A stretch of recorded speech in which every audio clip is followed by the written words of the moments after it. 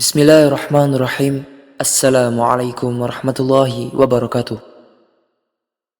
Naluri manusia diciptakan untuk selalu mengantisipasi segala sesuatu yang tidak diketahui, terutama jika yang tidak diketahui ini ialah masalah yang besar yang pasti akan terjadi.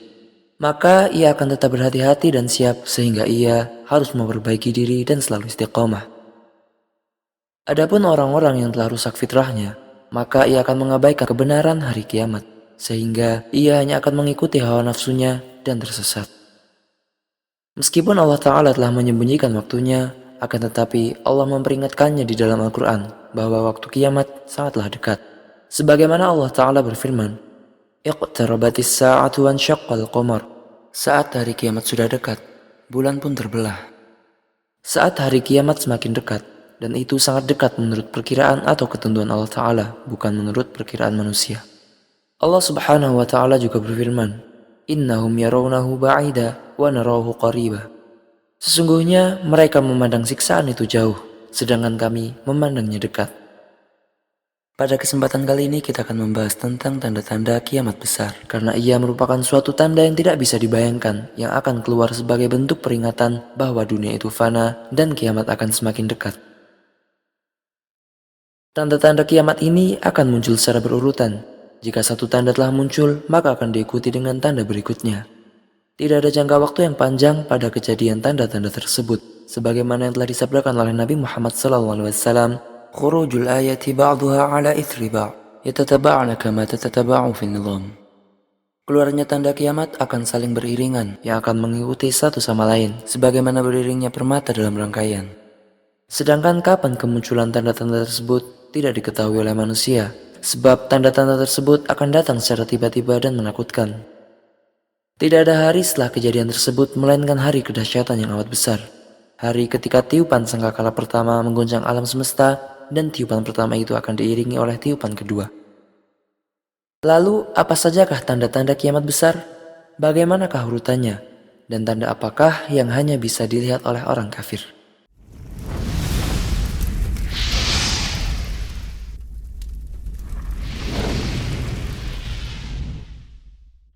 Tanda-tanda kiamat besar yang pertama ialah keluarnya Dajjal. Ia adalah seorang pria dari keturunan Bani Adam yang mengaku sebagai Tuhan alam semesta.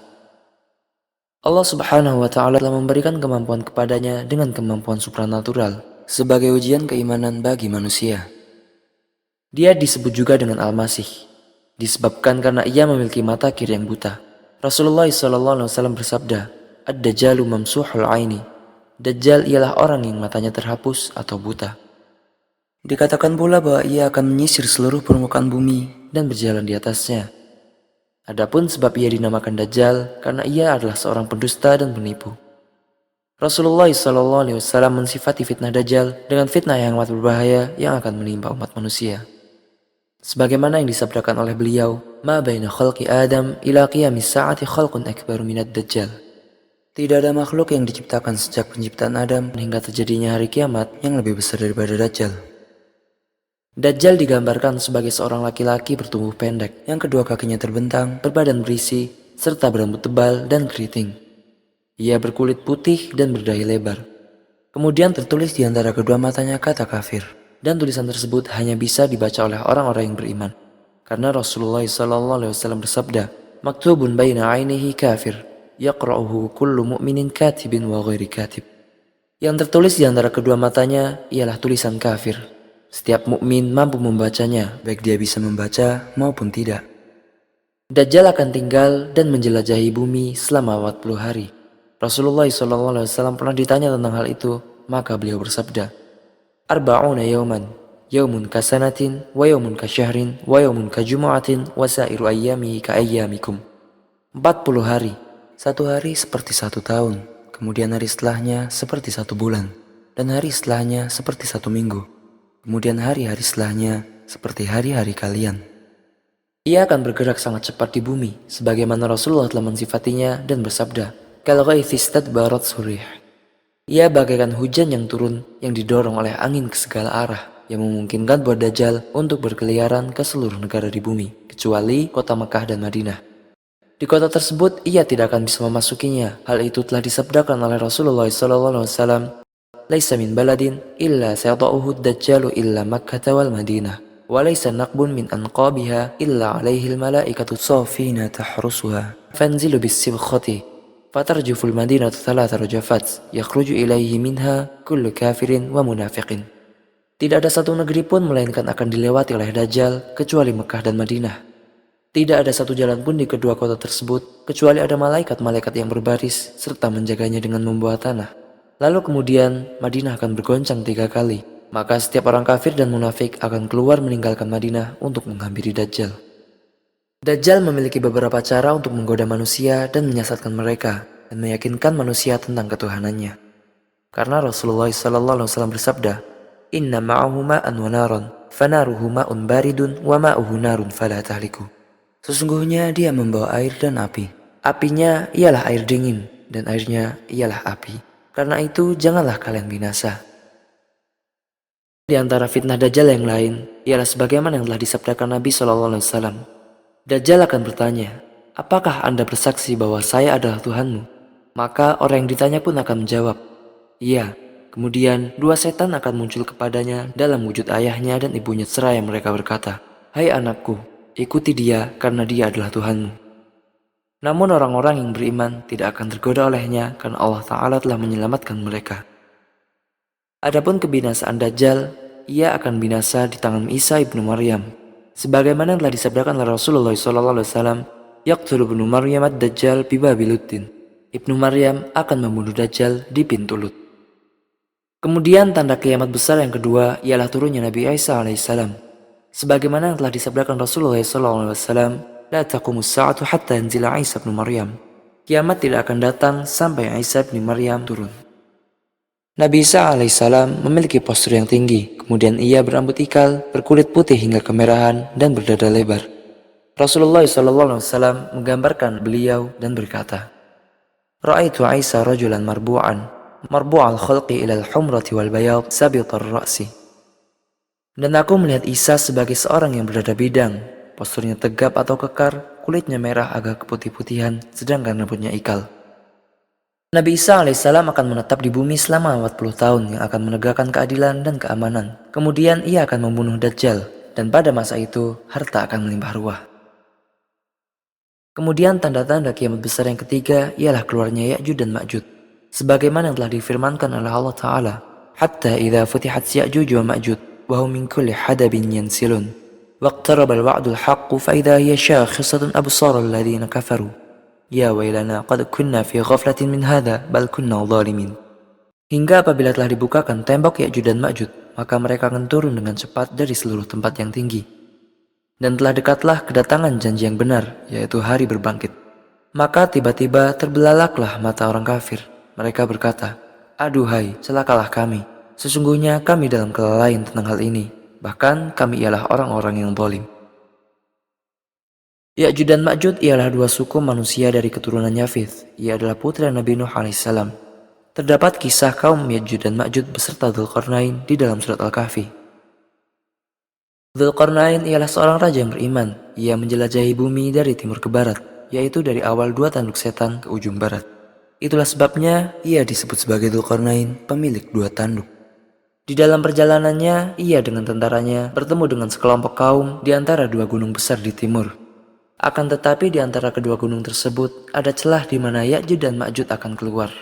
Mereka akan membunuh kaum tersebut dan membuat kerusakan.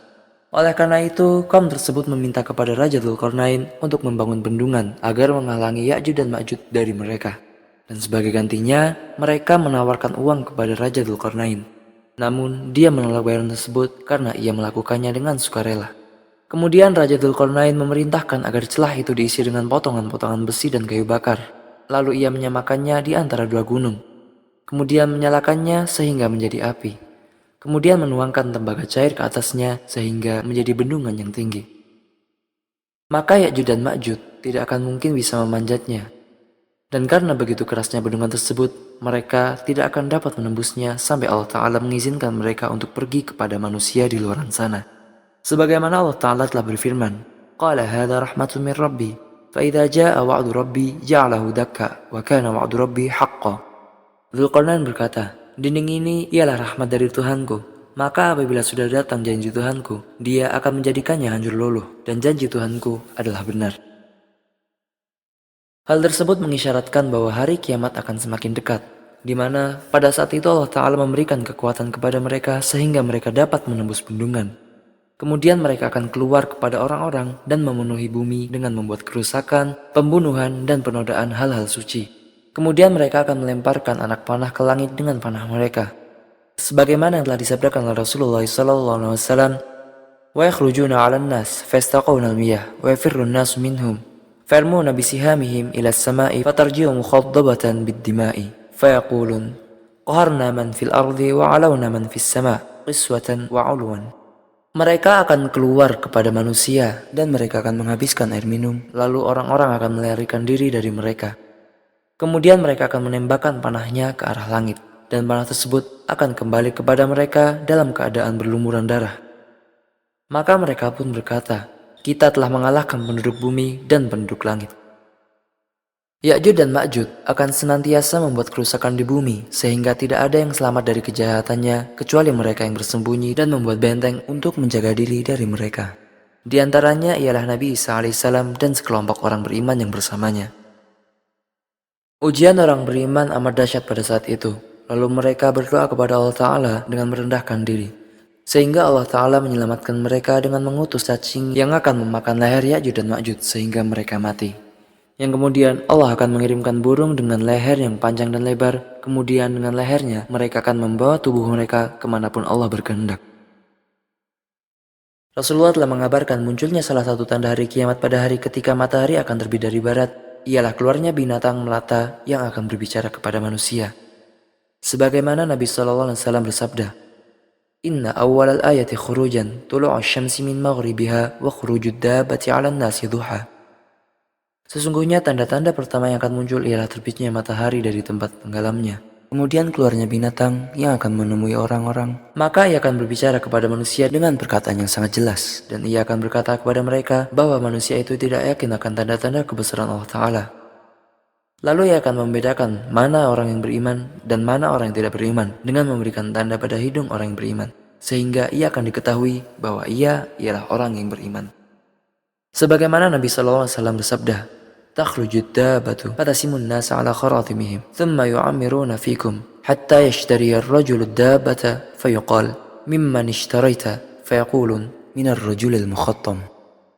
Binatang itu akan keluar, maka ia akan memberi tanda pada hidung orang-orang. Kemudian mereka akan tinggal di antara kamu sampai-sampai ada orang yang ketika membeli binatang dikatakan, dari siapa kamu membeli?